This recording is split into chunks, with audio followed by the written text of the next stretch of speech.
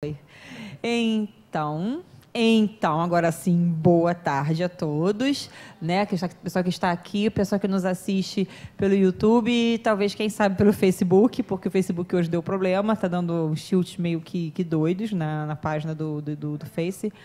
Mas assim, tá geral, parece que tá um negócio meio que geral, não é apenas nosso, não. Mas, seja o que for, pelo YouTube, tem como conseguir assistir, não apenas agora ao vivo, como também depois rever, porque talvez alguns itens nossos hoje vão ficar naquela dúvida e vão fazer com que a gente queira rever e queira assistir novamente, né, para tirar essas dúvidas, que vai ser bem interessante. Boa tarde a todos. Boa noite, né, gente? Eu sempre fico na dúvida. Boa noite, eu sempre esqueço também disso. Boa tarde, boa noite.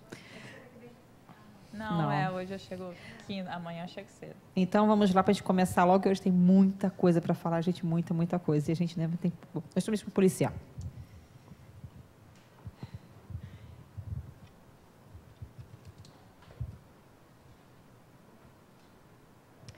Não julgueis para não ser julgados. Atire a primeira pedra aquele que estiver sem pecado. Não julgueis a fim de não ser julgados, porquanto sereis julgados conforme houverdes julgado os outros. Empregar-se-á convosco a mesma medida de que vos tenhais servido para com os outros.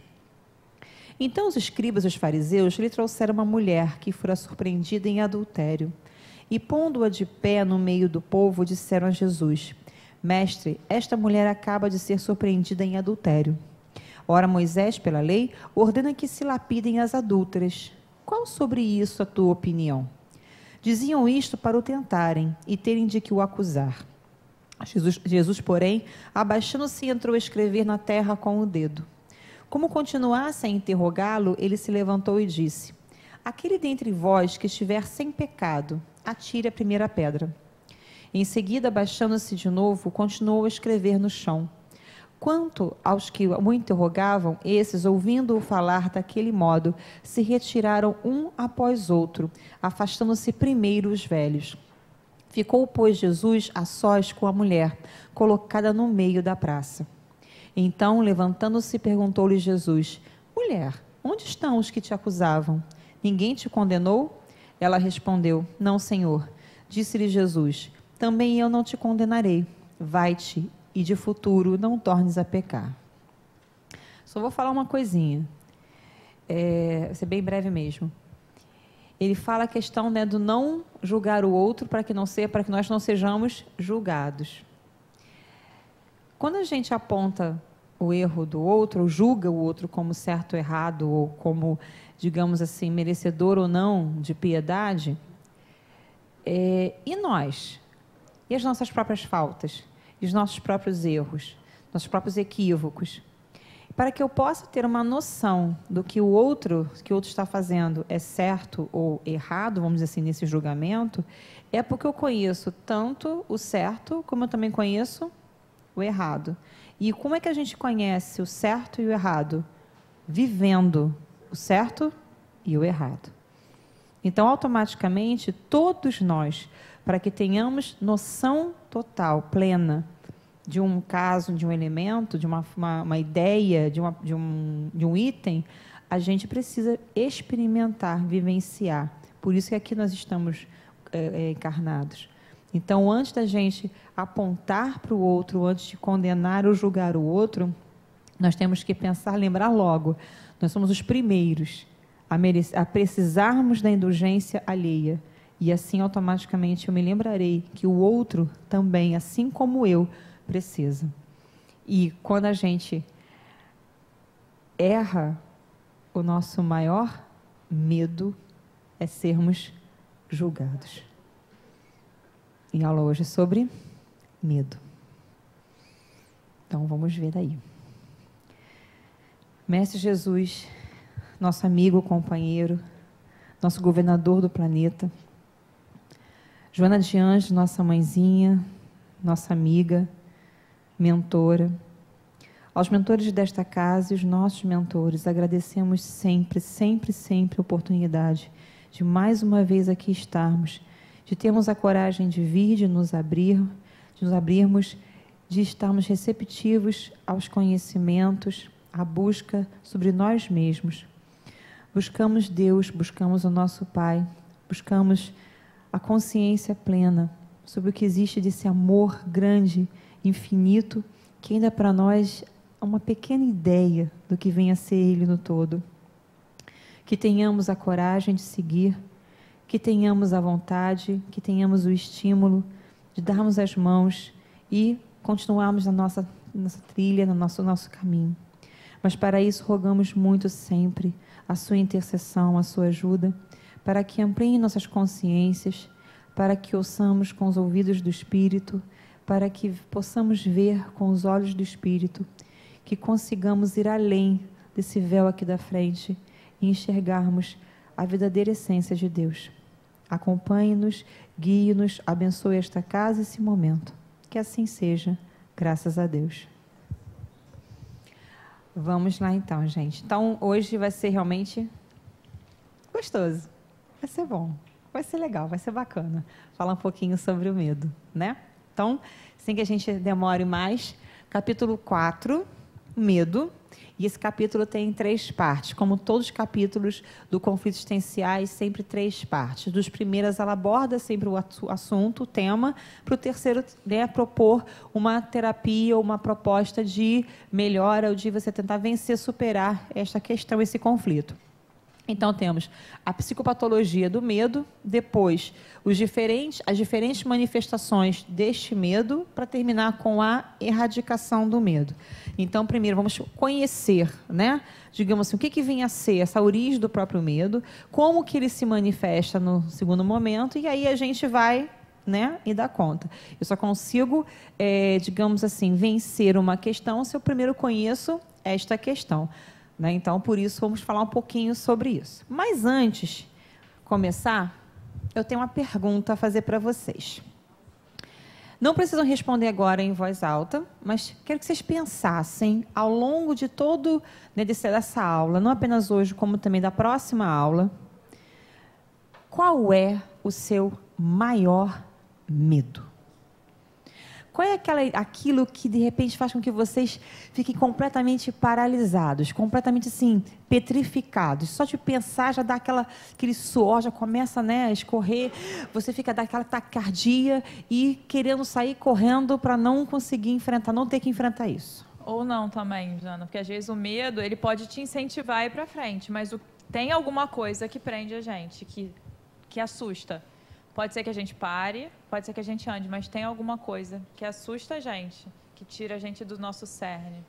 E aí pode ser coisa mais banal, desde um inseto, uma simples barata, até algo assim que é tido como, né, algo muito mais assim, algo bem maior, algo mais importante, vamos dizer assim. Embora o medo não interessa qual venha a ser o objeto ou a ideia, né? Medo é medo.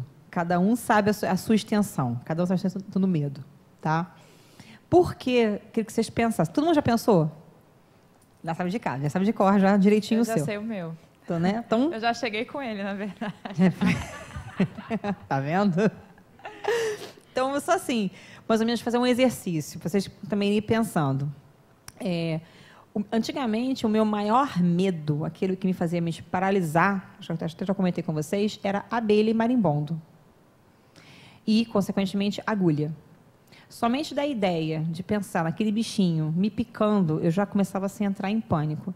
E ao ponto de que, na faculdade, quem conhece a UFRJ, lá no fundão, todas as salas são repletas de cachos de marimbondo. E eu tive que estudar em salas com cachos de marimbondo, conviver com aquele bicho, ao ponto de pegar meu caderno e sair correndo da sala, porque se eu vi um bicho se aproximar de mim, né, e vai.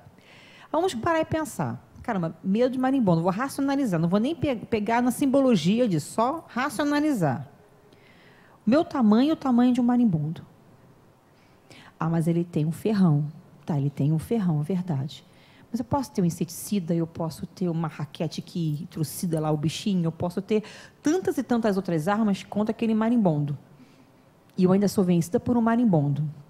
Tá, vamos lá. O máximo que o marimbondo pode fazer com você? Picar. Ah, mas vai doer pra caramba. Tá, vai doer pra caramba. Você é alérgica? Não, não sou alérgica. Então vai doer pra caramba, tá? Vai doer durante um tempo, vai passar? Vai. Então, se vai passar, qual é o problema? Pode ser durante um tempo um transtorno, mas por quê? O que esse bichinho vai ser capaz de vencer você por completo? Você vai ser vencida realmente por causa daquele bichinho? Na verdade, a gente começa a entrar num si. Quando a gente dá conta, nós criamos um monstro. Não é mais um marimbondo. Já virou, sei lá, um leão de Nemeia. Já virou, no caso, uma hidra. Já virou, sei lá, temos um monstro marinho gigante. E mesmo assim, entra muito mais na nossa imaginação, muito mais na nossa fantasia do que na própria realidade. Se nós pegarmos o cerne do nosso medo, o nosso racionalizar, por que eu tenho medo disso? Qual é o máximo que eu vou esperar daquilo? Nós veremos, tá, que grande maioria, eu arriscaria dizer todos eles, porque Joana diz que todos eles, tem em cima muito mais da nossa fantasia, da nossa imaginação do que da própria realidade. Não que aquilo não signifique um perigo, não que aquilo não signifique para nós uma ameaça, não é isso. Mas a dimensão que nós damos para esses medos vem muito mais da nossa fantasia que realmente da própria realidade. Que se pudéssemos ter a capacidade de racionalizar no momento, talvez a nossa reação, talvez a nossa atitude fosse muito diferente do que a gente normalmente tem no automático. Muito mais em cima ainda do próprio instinto. Bem rápido para a gente poder... Barata é campeã de audiência nos medos. Subir pelas roupas e ficava desesperada. Eu casei, e meu marido tem medo de barata. Eu tinha que enfrentar, né? Ela se casou com o marido com medo de barata. Então, 2 com medo de barata, com uma barata na sala. Eu vou lá para o espelho, superei. Teve que superar. Sim. E falar rapidinho, esse medo, na verdade, o medo de algum animal, algum objeto, eu tive fobia de pássaro. Sei bem o que é fobia. Eu parava, eu não lembrava o que acontecia. Tem um nome para isso, até tem um nome. Oni, não sei, uma coisa muito confusa o nome. E eu não sabia nem o que acontecia. Eu começava a gritar e as pessoas falavam, você gritou, e eu não lembrava. Enfim, dava blackout total. E essas coisas, esses medos, a gente acaba enfrentando na parte material, no externo, mas tem uma simbologia por trás. Eu não consegui enfrentar o pássaro, mas hoje geralmente se faz terapia para isso, existe. Eu não fiz terapia, eu fiz um processo meu mesmo.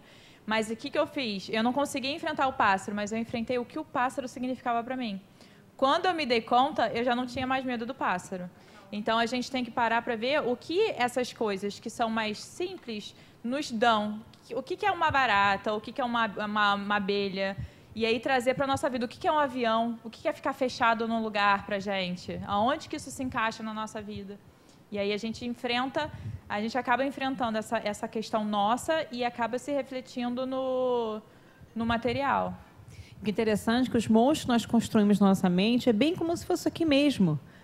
É bem assim, é como se a realidade fosse a mão de verdade, mas que nós vimos, que nós projetamos, é esse monstro da sombra que está em relação a essa mão, né? É como se fôssemos realmente crianças assustadas em relação àquele bicho-papão que aparece. Mas o que é o bicho-papão, na verdade?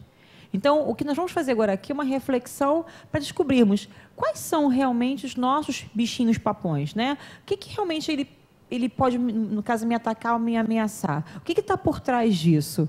Porque medo todos nós temos e graças a Deus. E sabe uma coisa curiosa, desculpa, Jana, rapidinho, que foi interessante isso, eu falo, vou contar da minha experiência, talvez possa ser para vocês. Eu tenho um dos mecanismos de fuga que eu automaticamente faço, um dos mecanismos de defesa é a fuga. E o meu medo foi colocado para mim, eu tinha medo porque eu estava fugindo de algo. Então, ele apareceu para mim para que eu pudesse trabalhar isso. E hoje, que eu trabalhei isso, o meu maior medo é não atingir essa questão que eu tinha, de não conseguir dar conta dela. Ou seja, essa era a minha base e eu estava esquecendo dela. Se eu não tivesse o pássaro para me mostrar, eu não saberia que eu estava deixando isso para trás. Eu ia estar perdida, vamos dizer assim, sem saber. Hoje, o meu maior medo é não dar conta dessa questão que o pássaro trazia para mim. Porque agora, na verdade o pássaro agora, ele já não é ele não é mais meu medo. Ele sou eu que estava fugindo, é a minha responsabilidade que eu estava fugindo. Então hoje o meu maior medo é não dar conta da responsabilidade que eu trouxe, que tem a ver com o pássaro.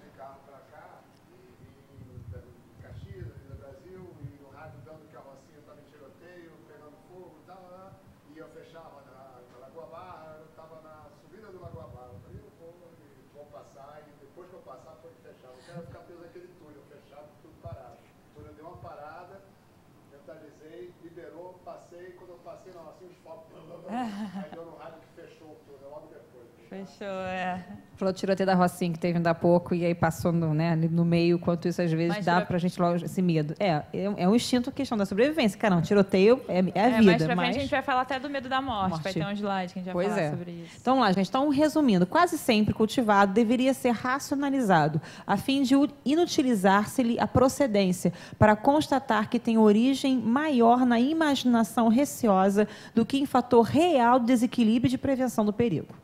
É isso que nós vamos, trabalhar com a linha de raciocínio. E aí o seguinte, fiz aqui um esquema para tentar entender um pouquinho, primeiro entender o que é medo. O que realmente vem a ser o medo, Então, vamos lá, medo é aquilo que nos causa um certo pânico, que nos fazem que não ter aquela dúvida, consigo enfrentar ou não consigo enfrentar. E aquilo ali pode me ameaçar, então eu já entro em alerta. Todos nós, sonhos de consumo, vamos dizer assim, quando nós vemos aqueles heróis, super-heróis, o filme agora o último da Marvel, que o cara vai enfrentando lá o pior dos inimigos, o pior no caso dos vilões, o cara é capaz de, com um estalinho de dedo, acabar com todo mundo, mas o cara não tem medo de nada, vai lá e enfrenta os heróis, E aí, o que vocês acham que ele tem, na verdade? O que esse herói tem que nós gostaríamos de ter? Coragem. Tá. Então, vamos lá. Saber agir diante o quê? Dessas situações. Então, comecei a gostar. O controle. Olha que interessante. A gente tende a pensar que, nos extremos, que o medo está no extremo, a coragem no outro, em relação a medo, total medo, e a coragem vem a ser o sem ter medo, a ausência do medo. Só que não é assim. A coragem não é a ausência do medo. Nós temos que trabalhar em cima desse eixo, da oscilação entre o medo e a própria coragem. Porque o que vem a ser realmente a coragem?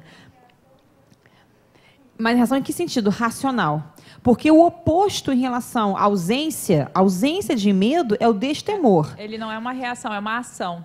É você proagir diante do medo. Tá? E outra coisa, esse destemor, nós temos que ter muito cuidado com ele, não é com o medo. Porque se eu tenho um perigo na minha frente, realmente é um perigo que possa ameaçar a minha vida, a minha perpetuação, vamos dizer assim, Aquilo vem para me avisar de, olha, tenha cautela, haja com cuidado. Se eu tenho que entender, não, nada me atinge, não, tem medo de nada, estou enfrentando, cara, você vai pequenininha lá, você mesmo, estou entrando na jaula do leão, não está lá, estou entrando na jaula do leão, estou nem aí, estou enfrentando o leão. Vai enfrentar o leão? Me desculpa, se você fizer isso, é burrice. Não é ter inteligência. Se nós chegamos ao estágio hominal em que usamos a razão, que usamos a inteligência, que usamos nossa cultura, usamos o conhecimento para galgarmos algo maior, então eu não posso agir com destemor. Eu tenho que agir com coragem, porque a coragem é agir pelo coração, cor. E o coração aqui, no caso, vem a ser o quê? A razão, o conhecimento, eu ter a cautela de, peraí, o que eu posso fazer? Conhecer meus limites. Seria racional eu enfrentar numa jaula de leão para querer vencer lá o bicho, simplesmente porque eu quero vencer? Com que intuito? Vale a pena isso? Eu quero me mostrar para quem? Isso é agir aqui com o pensamento, com a inteligência e com o coração. Então, aqui, no eixo do nosso aprendizado, temos que conhecer esta ideia, este ensinamento. Quando oscilar entre o medo e a coragem, como que eu vou trabalhar com os padrões, com os níveis, com a gradação entre o medo e a coragem? Da mesma forma como acontece em relação a quem? O ódio. O ódio, na verdade, está no outro extremo em relação ao amor. A gente acha assim, não, então, peraí, não, o ódio é a ausência de amor. Não, o ódio não é a ausência de amor. O ódio está dentro da questão do amor. Só que a ausência do amor é indiferença. Porque se aquilo ali te mexe com você, te causa alguma coisa, então você tem um sentimento aqui. Você tem alguma coisa que está pegando. Só que em cima de extremos. Agora, quando é ausência total de amor, é indiferença. Podem reparar que o que está acontecendo hoje na nossa sociedade? Se eu olho para o meu semelhante, eu vejo o seu sofrimento e eu sou indiferente a ele, aí sim eu vou dizer, eu não tenho amor. Eu não tenho essa apatia total. Se eu tenho, se gera um ódio em relação a uma situação, é porque aquilo ali me move, aquilo me toca, aquilo me mexe. É porque eu estou vendo alguma coisa que não está sabendo utilizar corretamente esta potência. Está indo para o outro lado. Então, eu tenho que cuidar com isso. Em relação a tomar cuidado com... Deixa eu voltar para lá. Pensei que fosse no outro. Em relação à diferença entre ter coragem e ter o destemor. Eu não tenho que agir com destemor. Eu tenho que agir sempre com coragem. Para isso, usar razão e conhecimento. A gente acha que, para vencer, eu tenho que acabar com o medo. Não, você não tem que acabar com o medo. Você tem que, a primeira coisa, para poder superá-lo, é usar as tuas ferramentas, aqui o teu conhecimento, para saber como lidar com a situação.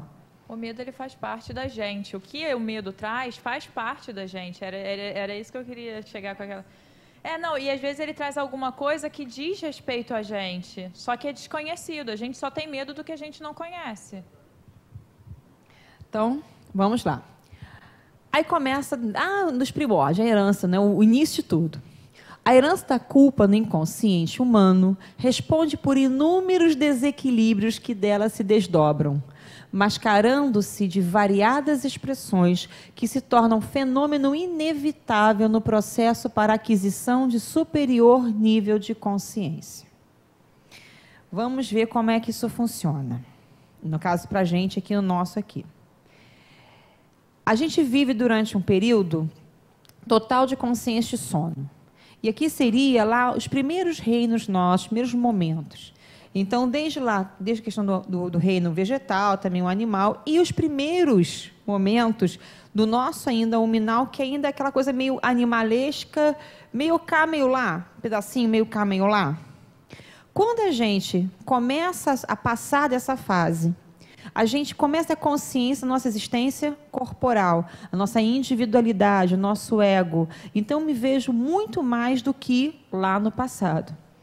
Quando eu ganho essa minha dimensão, a minha consciência corporal, e vejo aquilo que eu posso fazer, aquilo que eu sou, minhas potências, começamos a vislumbrar, começamos a desejar algo maior do que nós hoje estamos. E aí começamos a ter o quê? Aspirações pelo crescimento. Crescimento humano, crescimento espiritual, crescimento, quero ir adiante. Só que quando, no caso, eu começo a ir adiante, eu vou buscar não apenas o que está aqui, mas sim conquistar algo bem maior ao meu redor, que é a consciência cósmica.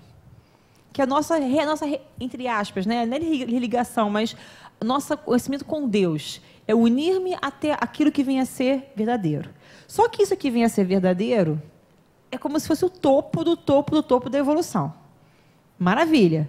Para isso, tem que fazer o quê? Começar a aprender. Mas aprender como? Vamos voltar. Por que eu reencarno? É apenas para poder aprender algo novo? Para poder aprender alguma coisa que não ficou bem aprendida lá atrás. Se não ficou bem aprendido lá atrás eu errei, entre aspas, ou eu acertei? Errei. Se não ficou bem aprendido, eu errei. Vamos usar bem um vocabulário bem direto mesmo. Eu errei. Como é que a gente se sente quando a gente erra alguma coisa? Mal, culpa. Então, peraí, para eu poder aprender corretamente, já que todo aprendizado ele é uma escalada, é uma sequência, não é zerado. Você pega o que você tem, vai somando, eu tenho sempre que retornar a um ponto. Se tem que retornar a um ponto, eu retorno em cima justamente no momento em que eu errei. Então, o que eu estou fazendo? Está voltando em mim todo o sentimento, a emoção daquele momento, no nosso inconsciente. Então, aqui, os nossos erros e crimes da fase inicial, e erro aqui não é um erro de matemática, É o quanto eu prejudiquei meu semelhante. Matei sim. Matei feio. Eu enganei, eu roubei.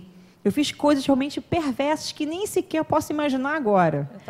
E que fazem parte do nosso dia a dia. Isso aqui vem. E vem para nós no inconsciente, para quê? Para ser justamente ressignificado, para que a gente possa pegar esse aprendizado e seguir adiante. Só que quando isso reaparece na nossa personalidade de hoje, caramba, eu não consigo me ver, eu hoje, Janaína, imagina, eu te decapitando lá no passado, arrancando cabeças no passado. Como isso? Eu? Não posso ter feito isso. Isso vem e gera em nós um conflito muito grande. E nesse conflito que vem, é a culpa. E nessa culpa, me vem o medo de ser julgada por mim mesma, pelos outros. Eu vejo, no caso dos meus erros, e começo a ter aquela vergonha sobre mim mesma. Eu me isolo, fico com medo. E, principalmente, quando eu conheço, eu sei que aquilo que o outro pode fazer comigo e o mal que isso pode fazer para mim, é porque eu conheço muito bem isso, porque eu também já fiz isso com o outro. E aí vem, nesse sentimento, nós sabemos como lidar com a situação. A gente reconhece um perigo do passado, a gente reconhece um erro do passado. E por isso que a gente começa a paralisar e, principalmente, não saber como lidar com isso. E um dos mecanismos de tentar lidar com isso é justamente nos armarmos do medo como defesa. Porque aquilo ali não é uma ameaça para nós. Será que eu vou errar de novo? Será que eu vou conseguir? Vem aquela dúvida, vem aquela incerteza. E na incerteza, na dúvida, eu já começo a me armar, começo já a me defender. A gente viu isso lá na raiva. A gente está vendo isso aqui, no caso, com o medo. Veremos isso no ressentimento, veremos isso na própria culpa mesmo, no capítulo de culpa. Tudo acaba remetendo no mesmo momento em que a gente procura ressignificar, reaprender. Ou seja, faz parte.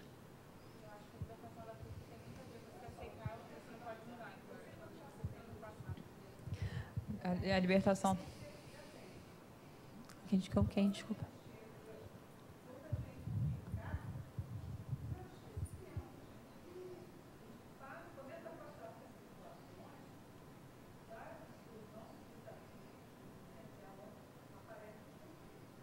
Sim, porque a gente pode ter o véu de esquecimento do Não, mas a gente tem a pergunta. A pergunta, no caso, essa questão nós viemos com o véu do esquecimento, né? E aí passamos pelas situações para a repreender. O problema é que a gente vem com o véu do esquecimento em relação ao fato, mas não às sensações, não às emoções. Por isso que é importante.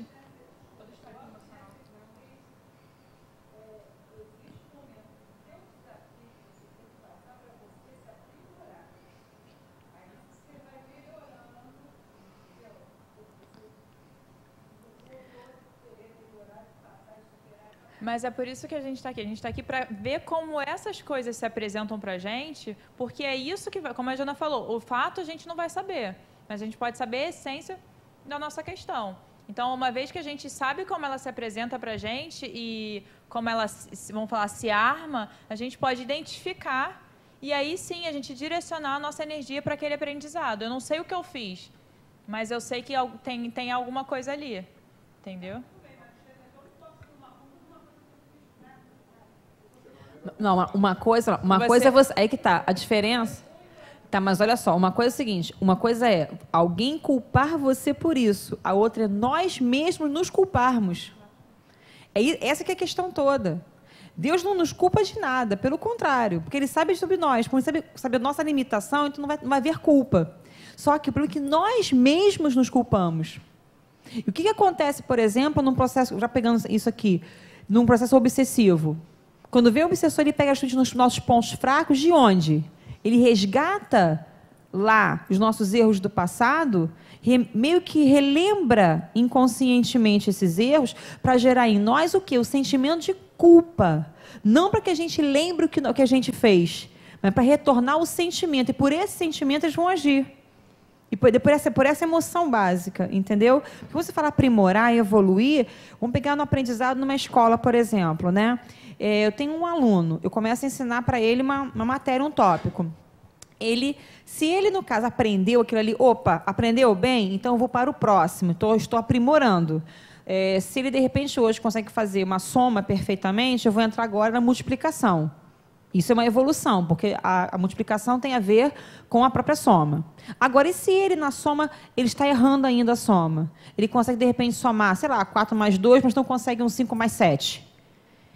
Ele continua errando aquilo ali. Então, aprimorar para ele seria vencer aquele, ou se conseguir acertar, não mais errar naquela conta, para poder seguir adiante.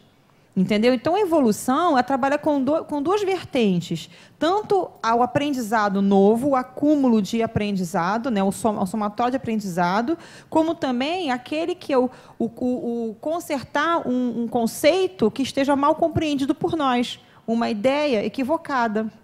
Eu posso, de repente, desencarnar com um pensamento sobre mim como sendo uma pessoa ruim, uma pessoa má, uma pessoa perversa, sendo o meu julgamento, e, na verdade, eu não sou assim para o Pai. E eu venho para cá para poder mudar justamente esse meu pensamento. Só que o problema é que se eu não consigo mudar esse pensamento, né, direto, eu vivo ainda nesse meu passado, essa emoção vai continuar presente em mim e vai me paralisar em alguns momentos. Entendeu? A gente, como uma criança, tá? A gente não pode pedir para uma criança fazer uma coisa que um adulto faz, sei lá, ela se sustentar, e se ela não conseguir, ela, quando crescer, ela vai sentir culpa? Não deveria, mas muitas vezes ela sente. Por quê? Porque ela tem que entender que o estado dela é infantil. Muitas vezes a gente olha para as coisas, até inconscientemente, das outras vidas, do passado, e a gente ainda tem esse olhar infantil, como se nós fôssemos ainda aquela criança fazendo. E não nosso olhar já de responsabilidade, de falar, eu fiz aquilo porque aquilo era o que minha consciência daquele momento me permitia fazer. Porque eu não tinha o conhecimento. Agora que eu tenho o conhecimento, eu posso mudar. E aí você se perdoa do passado, e aí só quando há esse perdão de si próprio, a gente consegue se liberar da culpa. Tá, vou voltar de novo no filme, que eu achei maravilhoso. Eu saí do filme do Paulo Apóstolo com a seguinte reflexão, assim, caramba, imagina esses romanos que perseguiram os cristãos. Imagina eles, quando eles tomarem consciência, quando espíritos, de toda a verdade, eles chegarem a uma adolescência, uma maioridade, imagina eles lembrarem de tudo que eles fizeram. Imagina eles imaginarem que eles terem a consciência agora de que Jesus esteve ali, frente a frente com eles, e eles perderam essa oportunidade. Isso traz muita culpa. E talvez talvez eu tenha sido eles. Mas essa não era a missão deles? Não fez parte da história também? Não, fez parte da história, mas não é missão, porque ninguém vem com a missão de fazer a maldade. A situação, ela existe ali. Há toda o livre-arbítrio, mas há toda uma questão magnética ali, de frequência. Eu posso me sintonizar e fazer aquilo ou não. Talvez, se eu não faça... Não se esqueça do Evangelho. Se eu não faço, alguém vai vir e vai fazer. Mas eu não fiz. O escândalo há de vir. Mas ai de quem ele vier. Alguém vai fazer por ele e ele vai pagar por não ter feito. Vai sofrer. Não, ele não paga por não ter feito. Pelo contrário. Mas só que Não, a questão mas ele maior paga na carne, não no espírito. A questão maior é o quê? É na terra ou no céu? O meu reino não é o meu dever é com o Pai ou com os homens? Não podemos servir a Deus e a mamão. Eu sei que você entende, eu entendo o seu raciocínio, mas o que a gente tem que aprender nessa situação? Que aí que entra quando muitos cristãos foram sacrificados, foram para a arena e temiam a questão da carne ser dilacerada por um leão, e aí vem a questão da prova maior. O que você mais teme? Perder aqui no mundo ou perder em Deus? Entendeu a diferença? Porque não tinha. Não, então, mas isso que eu estou falando, eles fizeram de acordo com a consciência deles. Eles eram crianças e está tudo bem. Mas imagina para eles, eu vou botar, lembrar disso e saber que teve essa oportunidade. Então, isso que é a culpa. É você não tomar consciência, é você não olhar para você com o olhar de adulto, você ainda se olhar com o olhar de criança, de cobrar uma coisa que você não era da tua consciência. Isso. E aí você te gera medo, porque você fica com culpa e você não quer repetir. aí é aquela criança que volta. Mas já somos responsáveis por nós, podemos nos perdoar por certas coisas. Por tudo, na verdade. Pessoas nesse meio aí que já tinham alguma consciência que mesmo se fizeram. Aí, no caso, essas pessoas Havia Sim. pessoas que tinham consciência, mesmo assim fizeram. Assim como também, quantas vezes nós também não temos consciência de certas atitudes não seriam legais, mesmo assim a gente vai sucumbe e faz. Muitas vezes. Entendeu? Muitas vezes. Por Hoje isso que- vê uma por coisa isso que errada se diz e que o ignora. conhecimento, ele traz uma responsabilidade. Porque agora você sabe. E Aí agora? sim, você já não é mais criança. Agora você é um adulto tomando uma escolha que aí você vai sofrer a consequência. Não vou falar nem boa nem má, mas que tem uma consequência.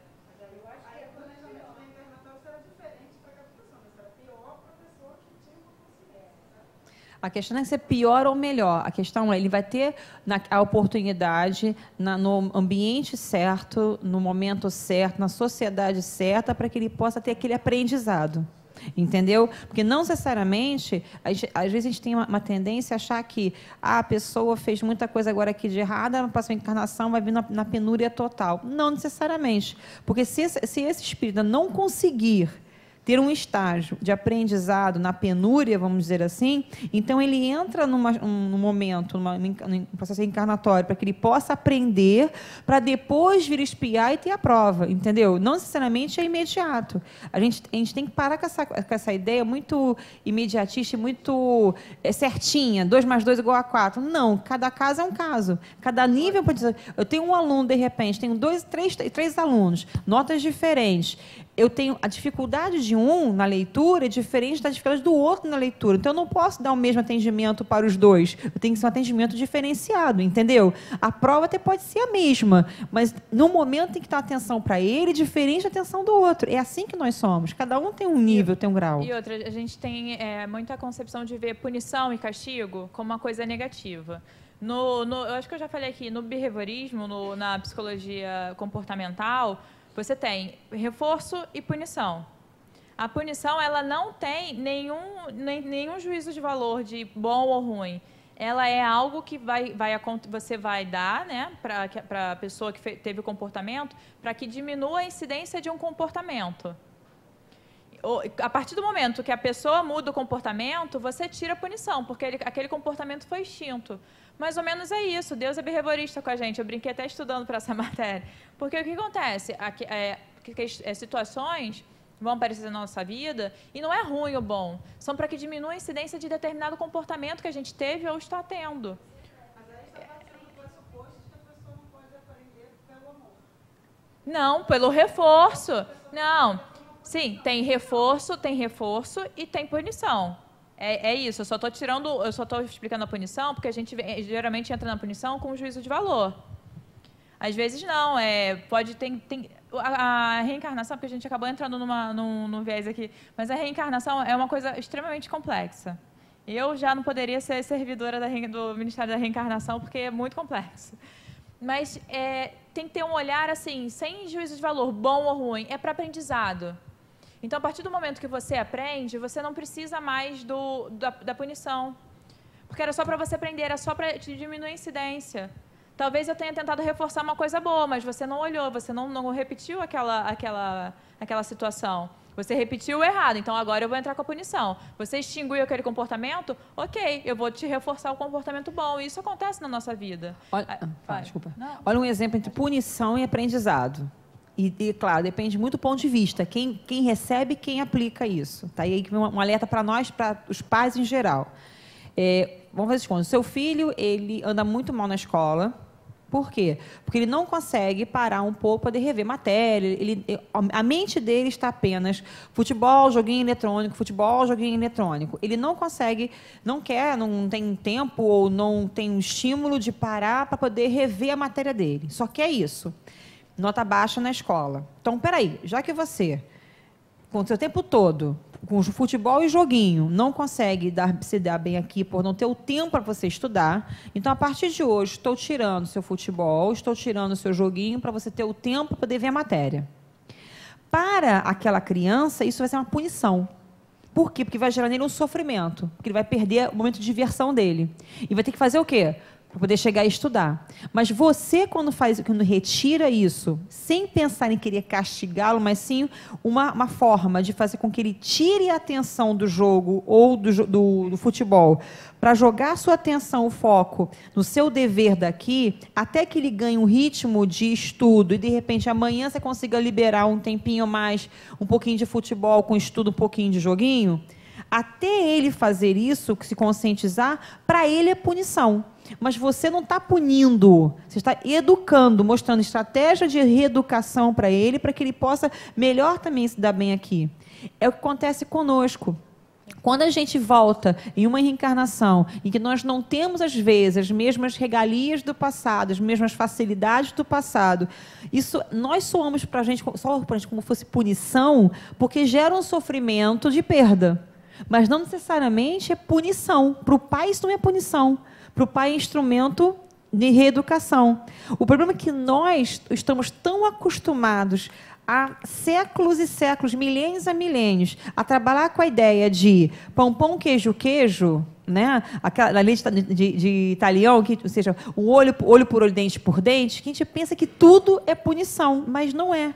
Daí veio o Espiritismo nos mostrar, né, o contrário, diferente, que quando Jesus veio com o Evangelho mostrar que o Pai é um Pai de amor e não um Pai de punição, que as coisas acontecem na natureza não porque Deus está com raiva da gente e manda um terremoto, mas porque precisa um terremoto para poder sacudir a gente e fazer com que a gente siga adiante.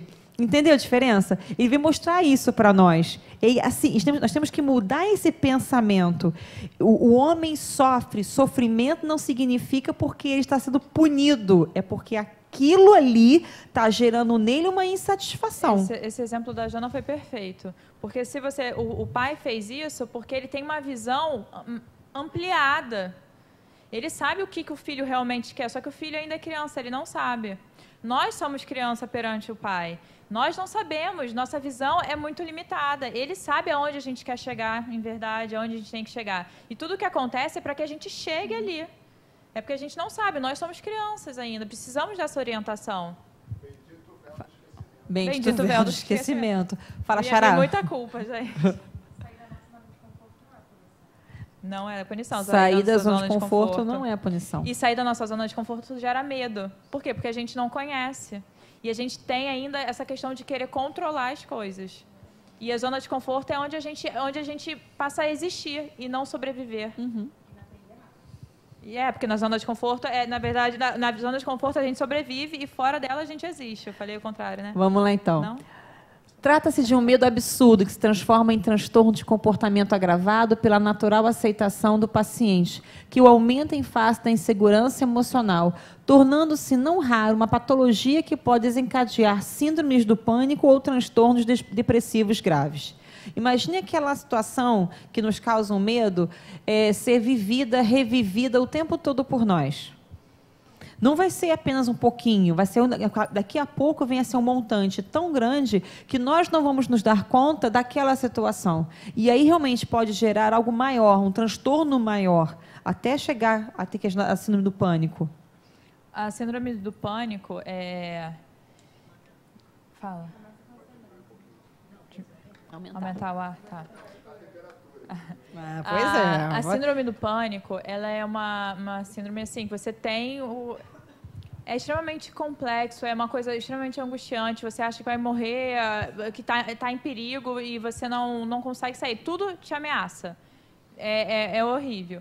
E ela aparece muito para pessoas que tinham muito controle sobre as coisas e em determinado momento elas parece que perdem esse controle. E aí entra o medo, que a gente acabou de falar. O medo a gente tem medo do que a gente não conhece, do que a gente não pode controlar. Então, quando a gente vê que a gente perde o controle, aí entra a síndrome do pânico. Parece que tudo ameaça a gente, tudo é uma ameaça. Então, a síndrome do pânico, ela vem muito por isso, por esse excesso da nossa vontade de querer controlar tudo. E a gente não controla nada, graças a Deus, porque se a gente controlasse, a gente ia estar jogando videogame e ia tirar nota baixa no final das contas, e não ia se formar. Porque nós somos a criança não controla, quem controla é o pai. Né? Então, quando a gente entrega, as coisas vão fluindo.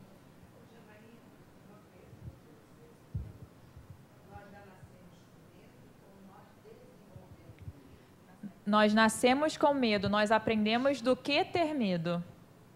Mas nós nascemos com medo. Pode, o medo não é ruim.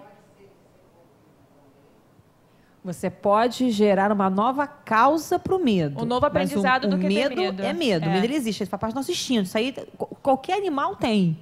Qualquer animal, ele sabe quando se sente ameaçado, ele vai ter um medo, ou ele vai recuar, ou no desespero dele ele vai atacar. Isso está lá no nossos primórdios, está bem mesmo na nossa fase primitiva, entendeu? Porque faz parte. Gente, sem o medo, a gente não sobreviveria. O medo é bom. Não tem jeito. Se eu tenho uma meta, se eu quero alguma coisa, como o que você tem medo, se eu tenho medo, o que eu vou fazer? Eu posso paralisar, como a gente tinha falado nisso, ou eu posso, então, me precaver para que eu faça tudo o que seja possível para que aquela coisa aconteça. Isso me deixa em alerta.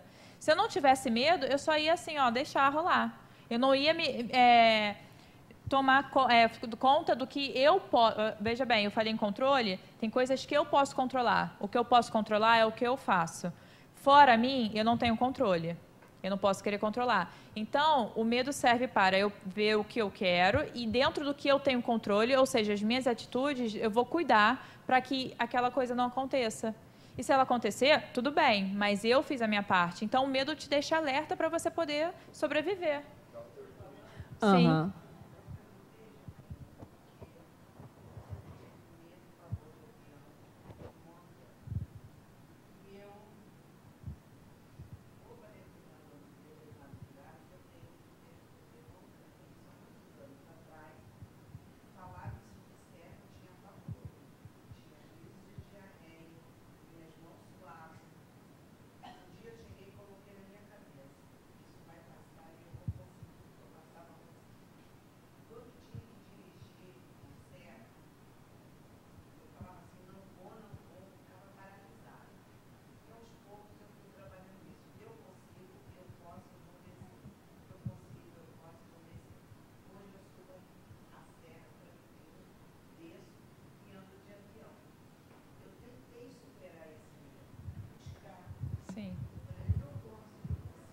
Ela está falando que superou o medo de subir a serra, né, e de avião, que ela enfrentou.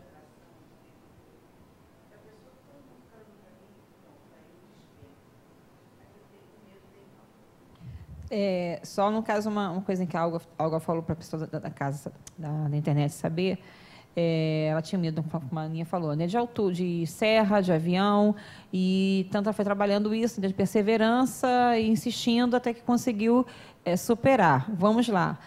Só, eu não vou arriscar, não está aqui fazer terapia, só uma observação, tá? Muitas vezes, como eu falei antes, eu tinha medo, pânico de marimbondo. O meu medo não era o marimbondo, era o que ele representa para mim. Então, o que acontece?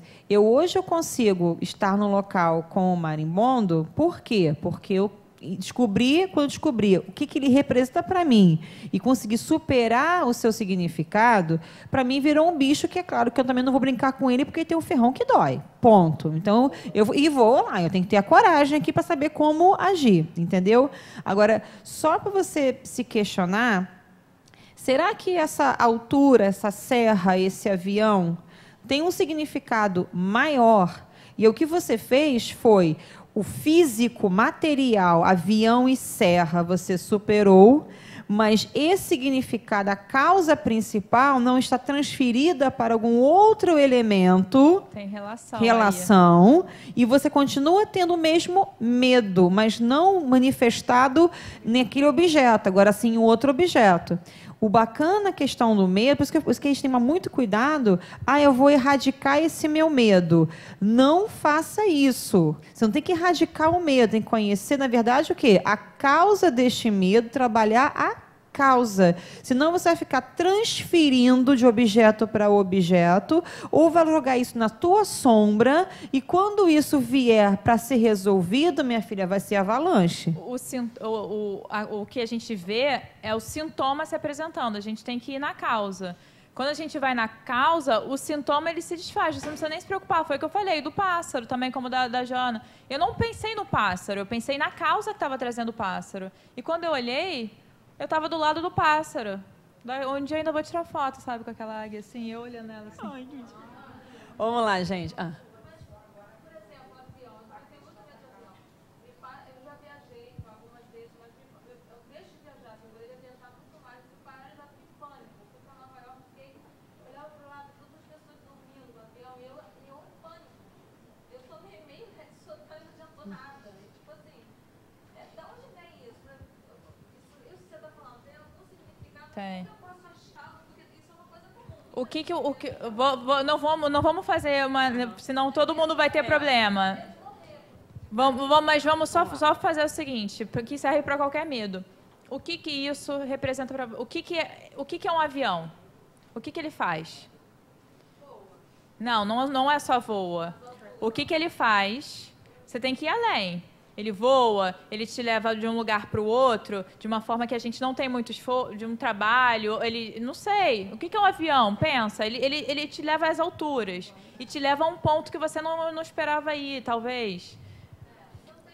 Você pega, então, o que representa, o que é o objeto em si, o que ele realmente faz. Agora você vai pegar a representação dele e aplicar na tua vida. E aí você vai ver se tem alguma relação.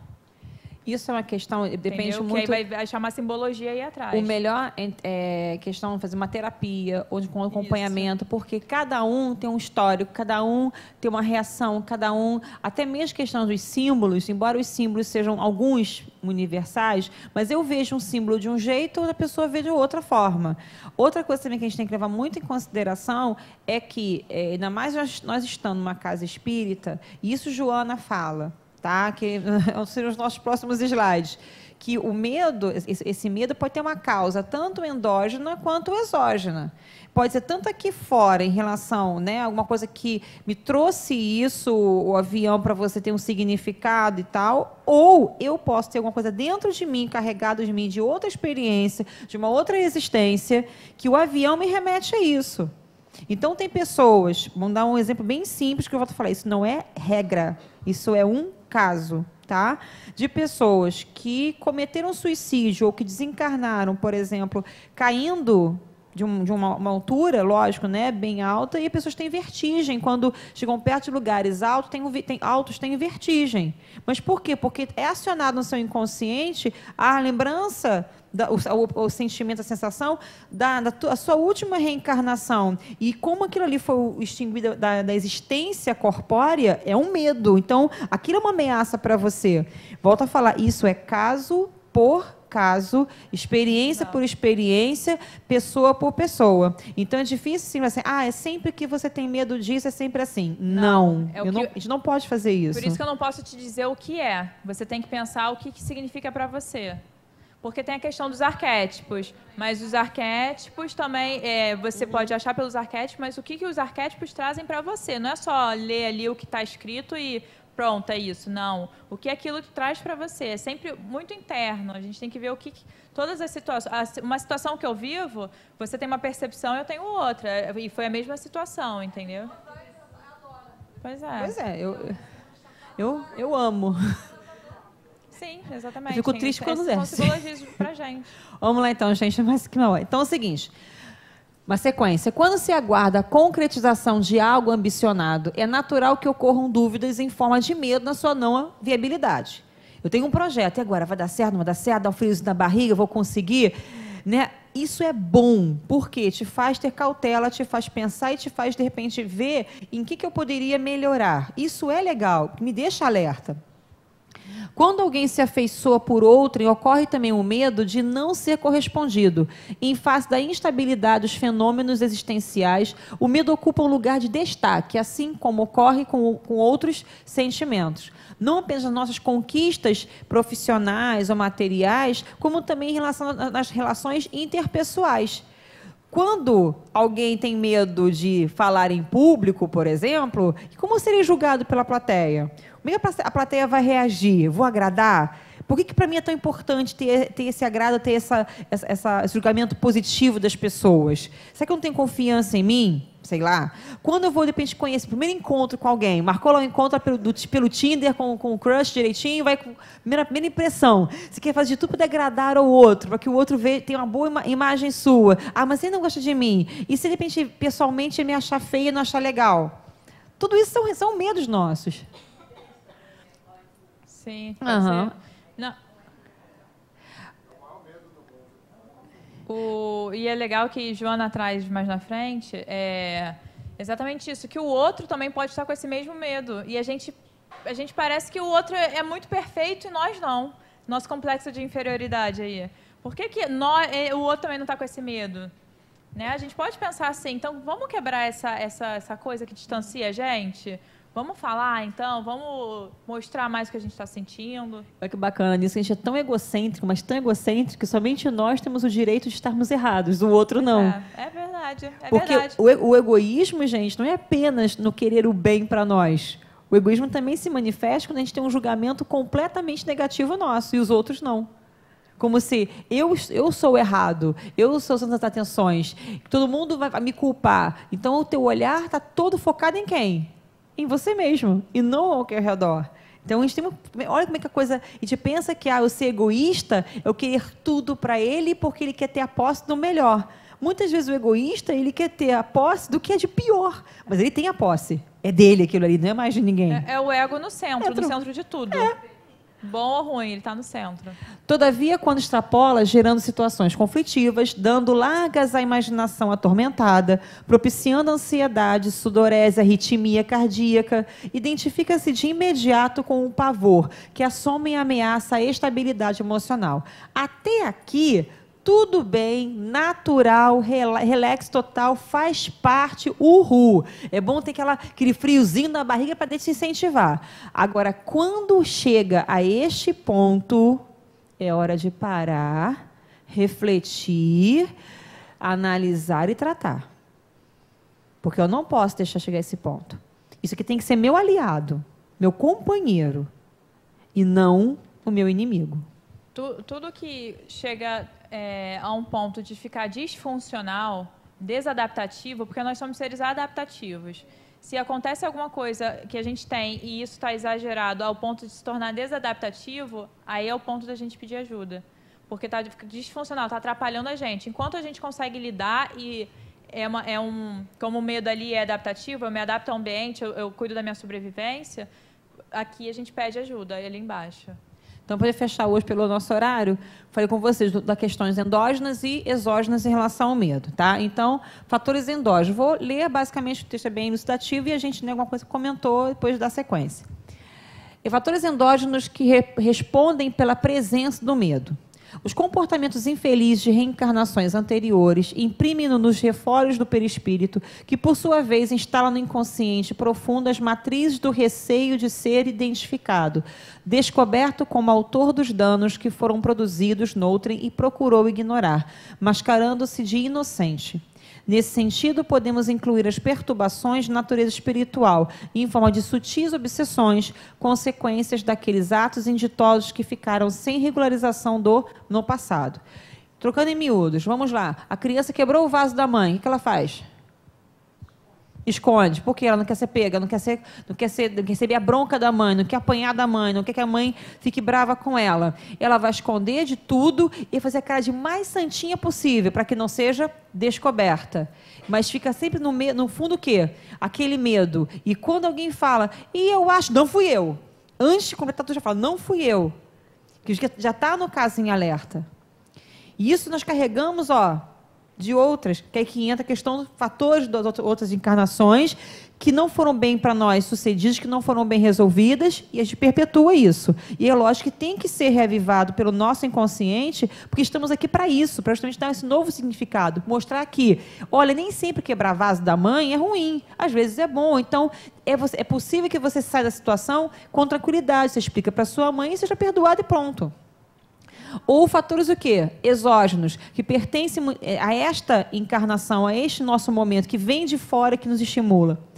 Atitudes educacionais no lar, relacionamentos familiares agressivos, o desrespeito pela identidade infantil, as narrativas apavorantes nas quais muitos adultos se comprazem atemorizando as crianças, bicho-papão, se você não se comportar, o bicho-papão vai te pegar, o homem do saco, o monstro. Os comportamentos agressivos das pessoas desenvolvem medos que adquirem volume à medida que o crescimento mental e emocional amplia a capacidade de conduta do educando. Eu tenho pai e mãe que só sabe gritar com aquela criança, só consegue dar bronca o tempo todo na criança, não consegue ver algo de positivo nela. Você acha que ela vai ver como? Como que ela vê o mundo? O mundo metendo ameaça, o mundo está pronto o tempo todo para gritar comigo, para apontar o dedo para mim. A mãe e o pai falam, você é incompetente, você não consegue, você é incapaz disso. Como a criança cresce? Com medo de fazer alguma coisa, porque ela já vai ser julgada como incompetente. E o que é interessante é que um fator alimenta o outro. Muitas das nossas questões exógenas alimentam ou podem intensificar as questões endógenas, assim como questões endógenas podem ainda mais estimular questões exógenas.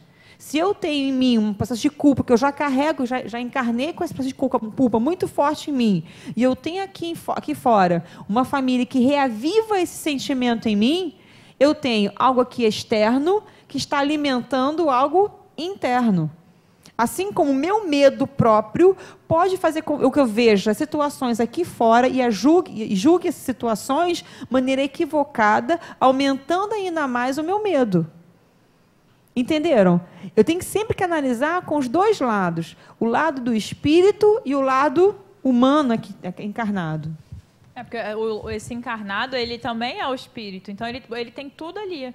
E a gente pode trabalhar o que se apresenta para a gente. Então, tanto os fatores endógenos, eles podem estar vinculados a exógenos para que a gente possa trabalhar. E vice-versa, a gente precisa trabalhar eles precisam se apresentar. Então, o medo também é uma forma da gente sempre estar atento a ele para saber o que tira a gente desse equilíbrio. Para saber o que a gente está com medo, o que a gente está fugindo, porque às vezes o medo também pode ser uma fuga. Bom, nosso tempinho acabou, infelizmente, né? Tanta coisa que eu sei que é um capítulo, é um tema realmente muito importante, porque tudo em nós movido por isso. E o que é interessante, a partir de agora, já desde da raiva, um elemento ligado ao outro. Um dialoga com o outro. Então, vocês vão perceber que a gente vai estar sempre voltando aos mesmos tópicos, às mesmas ideias, porque assim, não tem jeito. Sabe? Vai puxando. Totalmente. Vai puxando. Sim. As emoções mais primitivas realmente trazem para nós, porque não foram bem trabalhadas. A gente julga, olha aí, né? A gente julga, tipo, a gente não olha para elas e apenas faz um discernimento, a gente julga. Exatamente. Sempre. Todas as nossas emoções têm que ser nossas aliadas, nossas amigas, e não encará-las como algo ruim para nós, porque como barreiras, são ferramentas. É aquela mesma tecla. Eu tenho uma faca, eu posso pegar essa faca e eu posso matar alguém, ou eu posso cortar uma corda e me salvar. E o que eu faço com ela? Ela é minha aliada, então eu vou utilizá-la para um bem maior e não para aquilo que possa me prejudicar o outro. Tudo é ferramenta, né? Então, tudo é uma ferramenta que a gente tem aqui para o nosso desenvolvimento espiritual. Senhor, nosso Pai, obrigado por mais uma vez estarmos aqui, nesse ambiente acolhedor, nessa casa de Joana, onde sua falange nos sustenta, nos auxilia, ampliando nossa consciência, para aprendermos o máximo possível, o que tiver dentro das nossas capacidades e limitações que ainda trabalhamos com elas, mas que em breve nos libertaremos. Obrigada pela oportunidade de aqui estarmos. Sabemos que muitos irmãos ainda sofrem por não conhecerem esse caminho do Espírito, esse caminho a Ti. Então agradecemos pela oportunidade de poder conhecê-lo melhor, conhecer sobre Tua obra, que possamos trabalhar com as ferramentas que o Senhor nos deu e trabalhar, então, em busca da nossa autoiluminação. Que assim seja, graças a Deus. Amores, beijos para vocês até semana que vem.